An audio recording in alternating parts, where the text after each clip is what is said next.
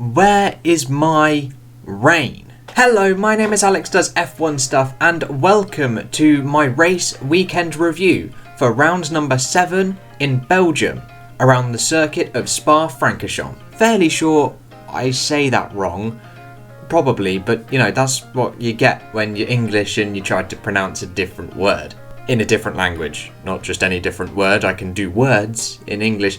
Let's get back to the video. So today we had practice. It is Friday, it is very late on Friday, it is 8:30 in the evening. I'm exhausted, as you will find out in a... do I want to reveal it? Sod it. Right, a behind the scenes video, like a weekly update kind of thing that I think I'm going to do. That, drum roll, has a face reveal in it. Oh my god, yeah, I know. I've done like 100 videos, I thought why not? It was actually really fun. I'm halfway through editing that video at the moment, and it's just sort of like a little vlog of all the mishaps that I encounter whilst I'm going through the process of making a video, and I hope you guys like it. But anyway, enough little self-promotion and teasing. Hopefully that should come out in after Spa weekend. I need to just record a couple more days worth of stuff, pad it out a little bit more, and then it's all ready. But anyway, moving on to the little contents page that I have made for some of these videos, just so you can skip ahead to the practice sessions, to the qualifying sessions, and to the race as well. And as it is a Friday, we will jump on in to practice, and practice number uno. It is of course led by the two Mercedes, with Valtteri Bottas on his 31st birthday, claiming first place from Lewis Hamilton and Max Verstappen. However, they are within a tenth of each other. The top three covered by just 1/10. Now that is something that hasn't happened at all this year. And also Racing Point are doing well, 4th and 5th in front of Alex Albon. Unfortunately, he just needs to do just a little bit more, maybe get in front of Stroll perhaps, and then we can slowly start getting off his back. But still, Racing Point, P4 and P5, a solid effort with Renault. Where the hell has this pace come from? 7th and 9th. Ocon ahead of Ricciardo, ahead of the McLarens as well, forming an alternating quartet of Renault-McLaren. That's incredible. It looks like Spain was a huge turning point for Renault. They hit rock bottom in Spain with their big boss breathing down their necks. They seem to have lost their focus on the Racing Point saga. They've pulled out of all of that, and they're now quick. But skipping further down the order, we've got the two AlphaTauris in 11th and 12th. We have Raikkonen in P13 ahead of the two Ferraris. What an abysmal day for Ferrari. I don't think it could get any worse, to be honest. At least they're in front of the Williams, but still, P14 and P15 for a track that they've won at the last 2 years and have done very well. To see them P14 and P15 is not ideal. And then also the Haas cars had some issues in practice. Neither of them went out. I think Grosjean and Magnussen did like installation laps, but they had issues with their engine, no power on throttle applications, I think Grosjean said. And I'm not 100% sure what happened to Giovinazzi, as the video highlights that I watched didn't show anything, as I've been out all day, so I didn't actually get to see practice or follow the Twitter accounts, etc. So I'm not 100% sure what happened to him. But anyway, from practice 1, we move to practice 2. And hello Renault, P2. It is Max Verstappen leading though, from Daniel Ricciardo, 0.5 back in the Renault, ahead of Lewis Hamilton in P3 in the Mercedes. And still, the top 3 are covered by just 1/10. Could this be a result of the engine mode tweak, even though the engine mode tweak thing is coming in for Italy? It hasn't come in yet, and then it's coming in for qualifying and the race, one standard mode for both. I've made a separate video about qualifying modes. I've made 2 actually, about the qualifying modes. I'll pop them in the corner somewhere if you want to go and watch them. But also, Alex Albon is a lot closer to Max Verstappen now. P4 ahead of Perez and ahead of Bottas as well. On the soft tyre, it seemed like Bottas couldn't quite hook it up. I mean, it's extremely close. So from Albon down to, Ocon in 8th, covering 4 or 5 cars, is less than a tenth of a second, so that is almightily close. But looking at the dominance that the Mercedes has had, it's odd. It's odd seeing them P3 and P6. And that's on a dry track, in their ideal, nice, cool conditions. It's all overcast, and they're P3 and P6. So perhaps they've got something wrong on their setup. Perhaps something isn't quite right. But we've also got McLaren doing well. Also, Norris P7 ahead of Ocon in the Renault, and Sainz again P9. Solidly within the top 10, which is exactly where they need to be in order to start scoring some good points and continue that strong turnaround that happened in Spain. However, they are going to have to do something special if they want to tackle Ricciardo. If Ricciardo can keep that P2 spot and stay quite comfortably ahead of the McLarens, it's genuinely going to be a very interesting weekend. And then again, looking further down the order, we have Stroll actually on the medium tyre, the only medium tyre runner in practice 2, in between the two AlphaTauris, who are once again in that sort of bubble of being in the top 10 and being not in the top 10. But we've got Alfa Romeo in P13 and P14 in front of the Ferraris.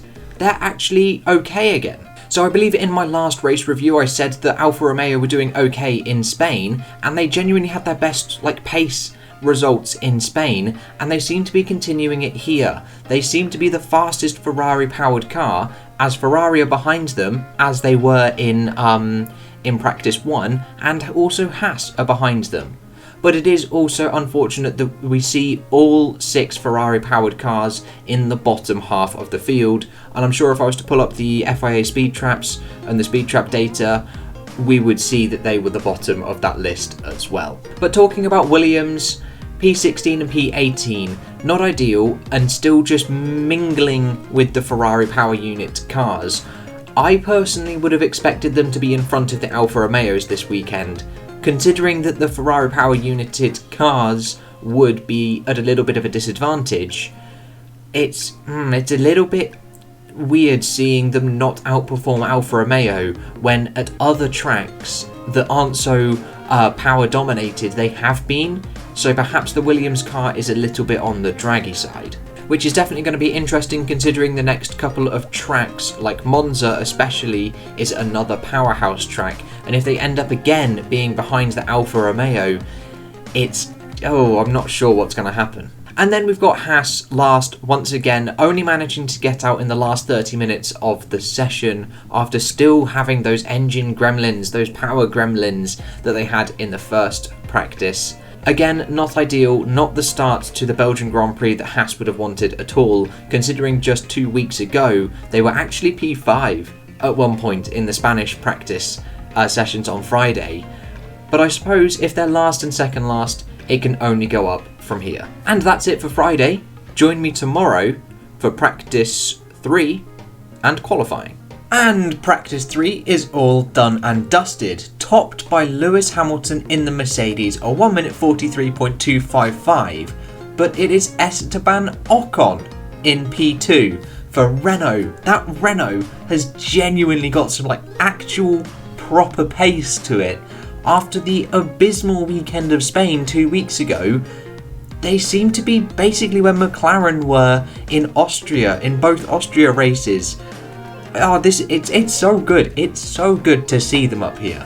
Definitely some Q3 potential for both cars, both Ocon and Ricciardo. It's also great to see Ocon actually in front as well, in front of Ricciardo by half a second, finally showing some of that pace that we know he had back in the Racing Point when he was, or I think it was Force India when he was racing there, but when he was tipped to be the new young Mercedes prodigy. It's finally good to see some of that showing right now. But another stellar showing is Alex Albon, P4, ahead of Max Verstappen, and also, more importantly, ahead of Valtteri Bottas. The Mercedes haven't seemed anywhere near as comfortable as they have been in the last 6 races at Spa, at a track that suits them, in conditions that suit them perfectly, with tyres that suit them perfectly as well. They haven't seemed as dominant. Yes, they're still topping the timing sheets, but they're just not anywhere near as in front as they used to be, and they're not 1-2. But it is very encouraging to see Alex Albon in front of Max Verstappen as well. And another brilliant result is Lando Norris, P3 for that McLaren. The Renault-powered cars are in front of the Honda-powered cars as well. And it's so good to see just a mixture of engine-powered cars and completely different teams in the top 5. But looking further down the list, we've got the 2 racing points. Arguably a little bit slow, I suppose, considering in practice 3 you mainly do qualifying runs.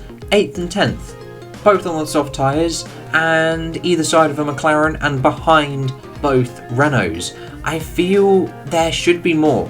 I feel like there should be more, but I think that's it. I don't think they can extract anything else, because looking back, we know that they know that they want to be quick. They know that they want to be quickest in every session because they want to prove it. And not seeing it happen that makes me believe that is the maximum that Racing Point has. And then further down the list, we've also got Latifi in a stellar P13. What's that, 4/10ths quicker than Russell, who is down in P18 as well. Possibly some issues for Russell on his lap, I don't know, but it is incredible to see Latifi up there, well in to possible Q2 potential for his first ever time getting into Q2 as well, and to see them above the likes of the Alfa Romeos, who they've been behind for the first 2 practice sessions as well. That is extremely encouraging, especially ahead of the race. But it is Ferrari who are last. 17th for Charles Leclerc, and 20th for Sebastian Vettel, 2/10ths down on Giovinazzi in Alfa Romeo. That is very, very bad. We knew it was going to be a bad weekend for Ferrari, but this bad, that's out in Q1 territory. That hasn't happened since 2014 in Britain, I think, when weather sort of played a part. I think it was raining, and that caught them out. And this is just on pure pace. If they're 17th and 20th in qualifying, that's gonna sting. That is going to sting. And speaking of qualifying, we will move on into that right now. It was a little bit boring, I suppose. Not a great deal happened. No accidents, no yellow flags, no offs, nothing really like that. But a slightly different result to normal. But we begin with Q1, and my oh my was it close for Ferrari. It was so incredibly close. Vettel P13 and Leclerc P15, just 200ths in it. 200ths behind Russell, and then Raikkonen was just under a 10th from just nudging Leclerc out in Q1. So Ferrari there just dodging a bullet and getting both cars into Q2, but it is also Russell who makes it through to Q2 so unexpectedly. He was so happy with that performance and he was not expecting it at all, and definitely an improvement over the Alfa Romeos and especially the practice sessions as well, where they have been in the lower reaches of the field. And speaking of the Alfa Romeos, 16th and 18th. Mightily disappointing, I think. Considering in practice 1 and practice 2 they were in front of the Williams. They were sometimes 13th, sometimes 14th, sometimes 12th, I suppose. It's a bit disappointing now to see them down and out. It would have been good to get one of them into Q2 at least, just to give that team a morale boost, and whichever driver as well, just a boost in confidence for the race. But it was not to be, and 16th and 18th it is. And Haas also, another team to struggle, 17th and last. Now I know Magnussen had a bit of an off, I can't remember where exactly it was, but he just ran wide on a quick lap, and basically that buggered him up. That buggered him up for the whole, lap. That was like his quick lap, and that was it, done. So he starts last and behind Nicholas Latifi. Latifi, who was quick in practice 3 just 2 hours before Q1, and now it's P19. A little bit on the disappointing side considering Russell managed to get through, and now there is suddenly a 6/10th gap. So a bit of head scratching, I suppose, for Latifi to do there. But other notable performances in Q1 is the AlphaTauri squad, 4th and 6th. Honestly, they are such an uppy, downy team that they're usually 10th and 11th, but sometimes they're 4th and 6th, or sometimes they're 16th and 18th. It's just so hard to tell, but they're usually in the middle of the field, and to see both of them comfortably through, they may just get at least one car into Q3. So let's find out, shall we, as we delve into Q2. Unfortunately, both AlphaTauris are out. Kvyat P11 and Gasly out-qualified for the first time this year by Danny Kvyat down in P12. But it was exceptionally close.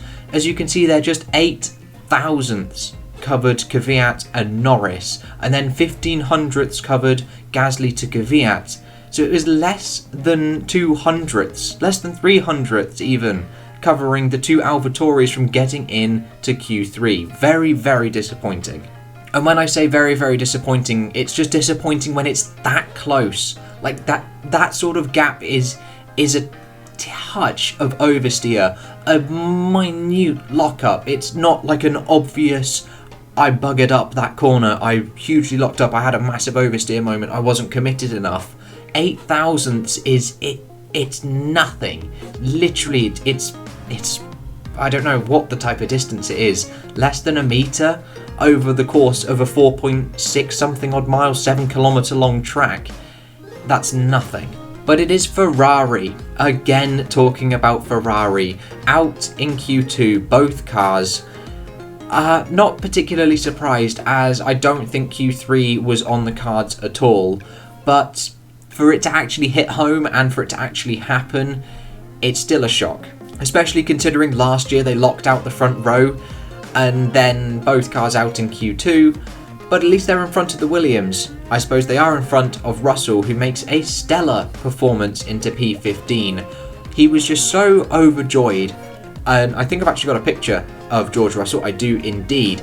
So overjoyed with that performance, just unexpected and just well deserved, really, really well deserved. But if we just take a look at Sainz in P5 and then the gap to Ocon down in P8, literally 700ths of a second covers those cars. 4 cars covered by 700ths of a second. That is ridiculous. So it is 5 thousandths from Sainz to Verstappen, 9 thousandths from Ricciardo to Sainz, 4 thousandths from Stroll to Ricciardo, and then half a tenth from Ocon to Stroll. Absolutely bonkers. And not to mention we have an alternating quartet of Renault Racing Point forming that, what's that sweet called? That drumstick sweet. Is it a squishy? Is it a squashy? One of those. I'll probably find a picture and pop it in, but I'm fairly sure it's a squishy or a squashy. And that look, it just looks like that on my table. I quite like that. But with Q2 out of the way, we move to Q3, and it is Lewis Hamilton on pole position, a mega lap in a completely different zone from everybody else. Half a second faster than his teammate Valtteri Bottas in P2, with Verstappen P3. He did dedicate the pole position to the late Chadwick Boseman, who unfortunately passed away due to cancer earlier this morning. He said in the post-qualifying interviews that waking up to such sad news really hit him hard, and he just had to channel that energy, channel that energy into his qualifying performance, and it showed. He never had a toe.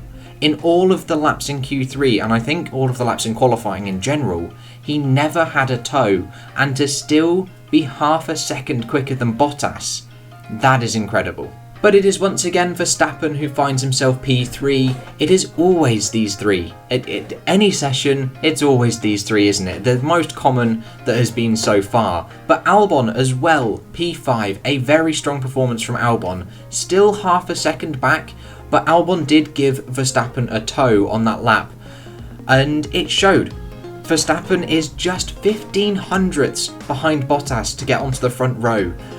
If he would have got onto the front row, we would have a insane race tomorrow. It would absolutely be one of the better grids that we've had this year. But my team of qualifying is Renault. 4th and 6th. Ricciardo's best ever qualifying in Spa and Ocon's best ever qualifying for Renault, I think, as well. And I think Renault's best ever qualifying. I'm not 100% sure on that, so don't quote me on that one. But still, what a performance. 4th and 6th, in front of the McLarens, in front of the Racing Points even. Just a incredible performance from that team, and such a turnaround from their bad weekend in Spain. And 100% this team is a podium contender for tomorrow. If Ricciardo gets a good start and gets in front of Verstappen, that's it. I feel Ricciardo will actually be able to hold off Verstappen, to be honest, because they're so evenly matched, the two cars in the straight line speed traps. As long as Ricciardo can get in front by a second, I feel that's going to be it. And then it's going to have to be down to strategy and all sorts. And I think Ricciardo genuinely has a very good shot at a podium tomorrow. But Racing Point, 8th and 9th. Over a second off of the Mercedes of Lewis Hamilton. That to me is very, very surprising. It's weird, isn't it? It's very weird for a team that has looked very strong, has looked like at points the second or even the third best team, and now to be 8th and 9th. I'm not sure what happened to them, because they didn't do a second run in Q3. They just did the one run, and that was it. Whether they ran out of tyres, whether they locked up on one of them and ruined a set, I suppose, I'm not 100% sure, but they only did the one run in Q3, and it didn't really pay off. And then we've got McLaren, 7th and 10th. I suppose it's good that Sainz is in front of the two Racing Points, but Norris to be thereabouts, that's going to hinder him a little bit in the race. But then again, to be behind the Renaults, I don't think they will be too happy with that. But to get both cars into Q3, that's a definite positive. And with that, all I can say is I really hope it rains tomorrow. Like, Christ almighty, I hope it rains tomorrow. Because then it's going to be an incredible race. Maybe not if it rains at the start. Then it may be a bit boring if it starts under safety car. But if we have a transitional race where it starts dry and ends wet, or maybe both, maybe starts dry, then wet, then ends dry, that would be incredible as well. So many pit stops, so many different strategies, chances for mistakes, chances for shock victories or podiums or results. It's going to be incredible. I really want there to be rain. But we've got to wait till tomorrow, so join me then for the race. There was still no rain for the race. It wasn't a particularly exciting race either, probably 6 out of 10. And with that little introduction for the race out of the way, let's get into the results. It was a Mercedes 1-2, Hamilton from Bottas, 89 victories for Lewis Hamilton right now. Verstappen on the podium in P3 with Renault, P4 and P5. Albon behind in 6th, then Norris, Gasly, Stroll and Perez are your top 10. So it was another light to flag victory for Lewis Hamilton, with the fastest lap being snatched away by Daniel Ricciardo in the last lap. On the last lap it was snatched away from him, so no Grand Slam, but still he led every single lap. But there was a bit of Mercedes controversy with Valtteri Bottas. In the opening few laps, he came on the radio saying, am I able to push, or am I able to use the push button, the overtake button, to turn up his engine and challenge Lewis? And the team said, no, we agreed beforehand not to use this against each other. To which Bottas replied, I don't remember hearing that. And that has angered pretty much everybody. It's a bit of a difficult one to kind of take sides on, because yes, it's annoying that it can easily be interpreted as Bottas isn't able to challenge Lewis Hamilton, but then conversely you've got to think about it as they're in the same team. So if Bottas is being told, yes, you can use your overtake button to stress your engine and go faster to catch Lewis, conversely Lewis will be told, Valtteri has been given the faster engine modes, you can use your faster engine modes. And then Mercedes just end up in a situation where both drivers have then nullified their gains by using this faster power mode. They're then running the engines in a more stressed state, and then they're not making any inroads on each other. So you're better off just not using it against each other and having less power against each other, but still being able to fight, if that makes sense. It's not taking away his ability to fight. In some respects, it's making it fairer, because if you do have that, you're just increasing the chances of a reliability issue for either one of yourselves, and that you definitely don't want as a team. So no, it's not Mercedes saying don't fight. It's Mercedes saying we're looking out for the Constructors' Championship. We know we've got a quick car and a reliable power unit. There is no need for you two to use the faster engine modes against each other. And it really shows the impact that Nico Rosberg had in 2016 if he was able to challenge Lewis all the way to the end of the year. And I mean, even 2014 as well, when reliability was against Nico Rosberg, retiring in Britain, for example, and even Abu Dhabi at the very end, where he had that gearbox or power unit issue. He was able to push Hamilton all the way to the end. Bottas hasn't been able to do that. But with a little Mercedes talk out of the way, we look towards Red Bull. And Verstappen was genuinely quick after the first safety car, or after the safety car, the only safety car. When he went onto the hard tyres, I suppose for the first 10 laps, he was quicker. He was quicker than the Mercedes. He got to about 1.5 seconds behind Bottas, almost within DRS range. But third it was.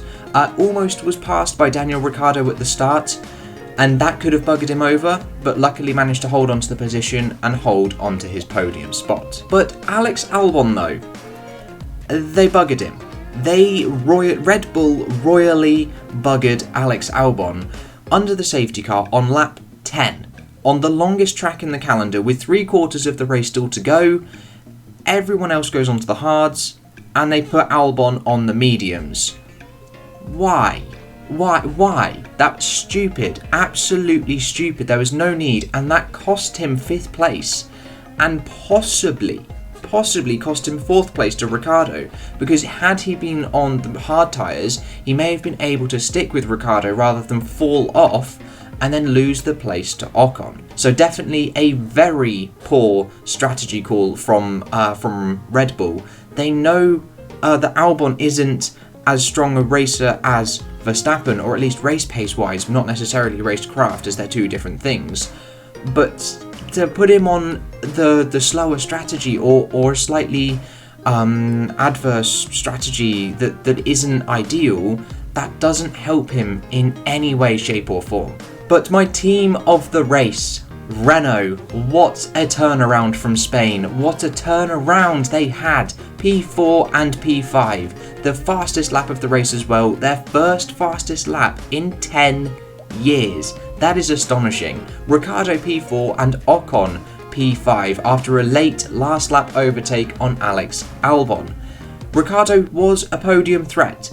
He genuinely was. Going into this race, he was a podium threat. Had he managed to get past Max Verstappen on that opening lap, it would have really, really hindered Verstappen and would have put a big spanner in the works for Red Bull's podium contentions. But ultimately, P4 and P5, some very solid points that have now thrust them up into the upper reaches of the midfield, shall we say.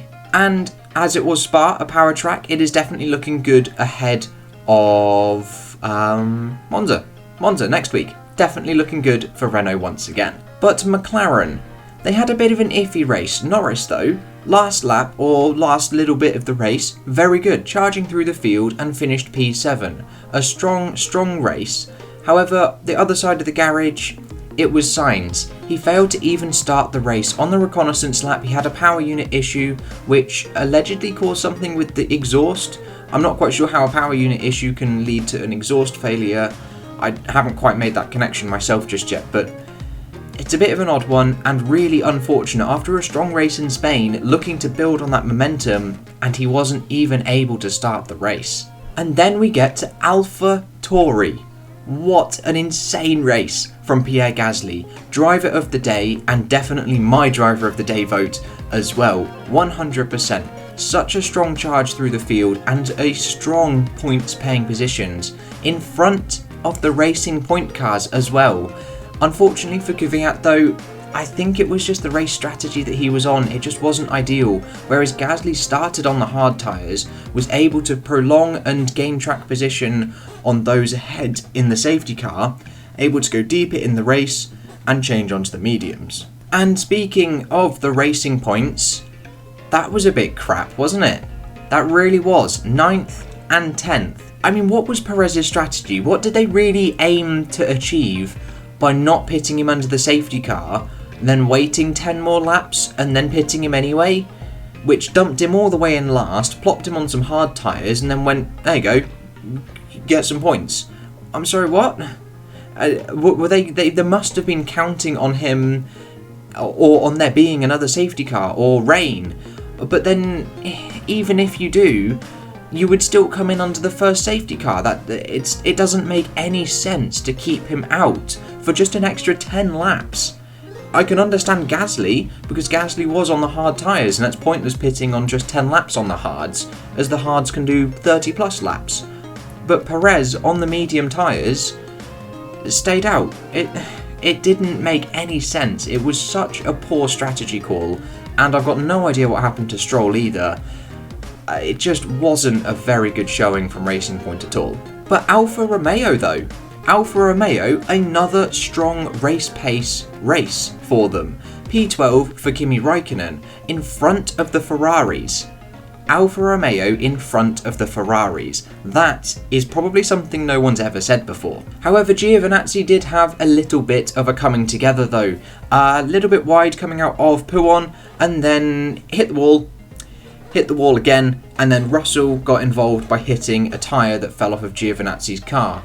I think in the post-race interviews, Giovinazzi said that he was just pushing a bit too hard, which caused him to crash, ultimately, which is a bit of a shame very early on, and it looks promising. Perhaps both Alfa Romeos could have finished in front of both Ferraris. And talking about the Ferrari cars, 13th and 14th. Not where they want to be, outside of the points, and that is on pace. I believe that was their worst race result on pace, either ever or easily in the hybrid era. It's just a bit, I don't know what the word is, but going in to Monza, I would not like to be a Ferrari fan. Personally, I'm not. As I've said before, I am not really a fan of any one driver or any one team. I'm more a fan of just the sport as a whole, the spectacle that it brings. But definitely being a Ferrari fan this year, heading to three Italian Grand Prix. Oof. And next up is Haas, who had a bit of an interesting race really. Uneventful. Magnussen last of the race finishers and Grosjean second to last. Very, disappointing. They didn't really get much practice running in. Nothing in practice 1, very little in practice 2. So they had it all to do in practice 3, which is where you set up the car for qualifying, but they didn't even have a race set up at that point because they had so little running, which clearly showed as they qualified last and out in Q1 as well. And it just carried over really. That poor start to the weekend carried over all the way into the race. And finally, Williams. Again, a little bit disappointing. Russell looked promising. Russell definitely looked promising until he was caught up in the incident involving Giovinazzi. Completely not his fault in any way, shape or form. Took perfect avoiding action. It's just a tyre flew at him and hit his car. And then Latifi, P16. Second to last, I don't know what to say. He had a good FP3, P13, Q2 was on the cards, and I feel if he'd have got into Q2, that could have given him just that extra little bit of buzz, that extra motivation to go the distance in the race and push very hard. But that's the way it goes sometimes. And with the race review all done and dusted, we will have a look at the impact on the championships. Lewis Hamilton now leads by 47 points from Max Verstappen, almost 2 wins.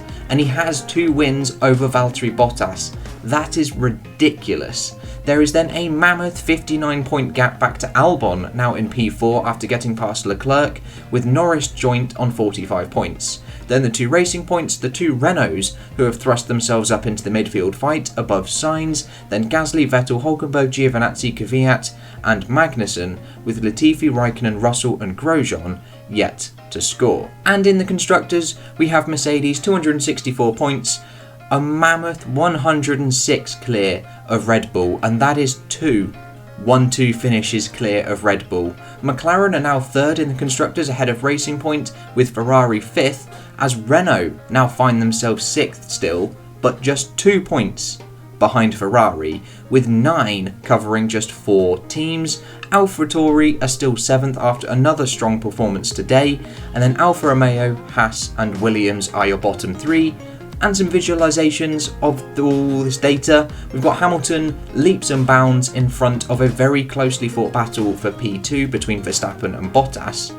But it is interesting to note that Verstappen and Bottas have both had a 0-point scoring race. But if we even take off 25 points, we've still got Hamilton leading by 22. So I mean, he's still going to be leading even if he has a DNF. And Verstappen ends up winning, they've still got 22 points in hand. It's definitely Lewis's championship to lose. There is then a massive jumbled mess of cars in the bottom for the best of the rest positions, as it is also for the Constructors. Mercedes leaps and bounds in front of Red Bull, leaps and bounds in front of the midfield. As you can see, Renault have nicely joined that battle with Ferrari. AlphaTauri are a lonely 4th from last, with the bottom 3 separated by 2 points. And that is the end of my race weekend review for Belgium. Join me next weekend for the Italian Grand Prix at Monza. But that is all I've got for you today, guys. I hope you have enjoyed that video, and I will catch you in the next one with whatever and whenever I decide to make it. I'll see you guys then.